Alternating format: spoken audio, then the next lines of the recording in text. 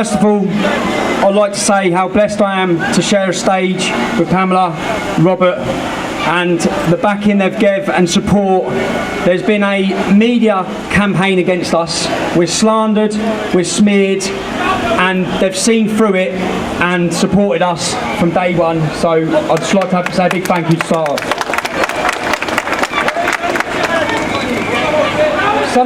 Some of you may have heard about 6 weeks ago, there was a car stopped in England. It had an IED, it had shotguns, and they had machetes. They were travelling to our demonstration to attack, murder, and kill us. This is what this is like Baghdad. This is in Britain. That they disagree, so they want to murder, kill, and maim. Now, England.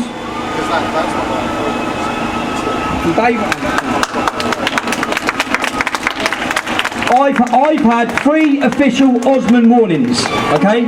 They want to murder me, they want to kill me. I want to take this platform and this moment to send a message to every Islamist that watches this video. These colours don't run, they don't hide. They never have, they never will. We will not submit, we will not be silenced. And the difference between... I don't want to big the English up too much, but the difference between the English race and any other race is we are second to none. When you killed Pim Fortuyn, all these people, I actually personally believe that if you do a terrorist attack on our organisation, or you kill me, 1,000 Tommy Robinsons will be born in my country tomorrow. And it will be a single moment like this that will change the direction of our nation. Defining moments in history change the direction of a country, as we saw with Bloody Sunday in Northern Ireland. It will be a moment like this. So any Islamist planning it or thinking about it, you will personally be responsible for the end of your backward cult in our homeland.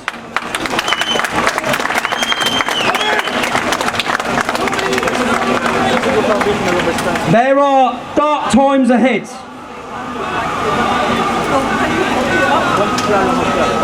At a moment like this, we don't need Neville Chamberlain, we need Winston Churchill. We need leaders, not appeasers. We need brave people. Fear is paralysing, and fear has paralysed our political elite, our leaders. They are petrified of the so-called religion of peace. Winston Churchill on Islam in 1899. I will quote, if we had Winston Churchill leading our country now, he will lead us out of the dark times.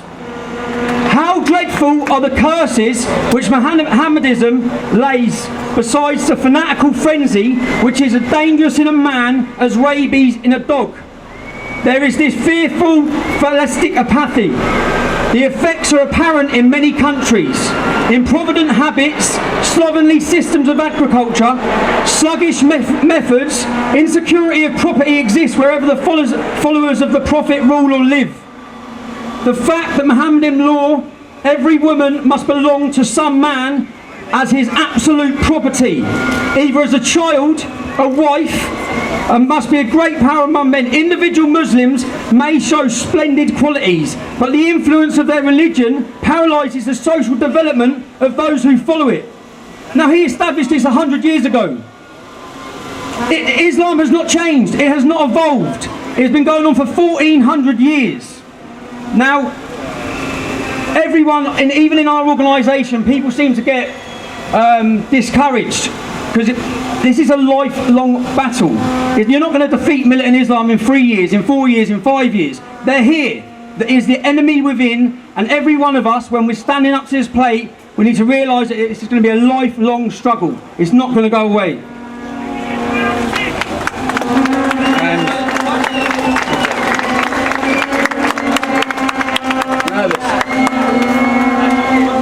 Freedom doesn't come cheap. It never has. It never will. Millions have died for freedom. Every one of our country's soldiers are fighting, they're suffering, they're dying in faraway fields against the forces of Sharia for our freedom. Our freedom to stand here today. Somehow, all it takes for evil to succeed is for good men to do nothing. Now, for somehow, after today's demonstration, guaranteed, all the media reports will say, trouble flares at English Defence League rally. Trouble flares. It will not state that it was the Islamists, it was the far left attacking police officers. It will be pushed and the blame will be put upon us. So, anyway, that's it. I'm going to make it short and sweet. And obviously, Malmo, we're in Sweden. You have some beautiful women in Sweden, man. I've only been here for 2 days, so I'll give you a round of applause for that. But it is like an invading army. When you look at the rape rate in Malmo, it is like an invading ideology has come into this beautiful country and started raping the women. And I'm sorry, but the men have not been doing anything about it. So we want to stand here to try and let people hear our voices, understand people are standing up, they're stepping up to the plate. There are organisations in every single country now that you can join to combat this Islamofascism. Sweating, wind. And obviously, I'd like to thank everyone that's travelled, and God bless you all, yeah?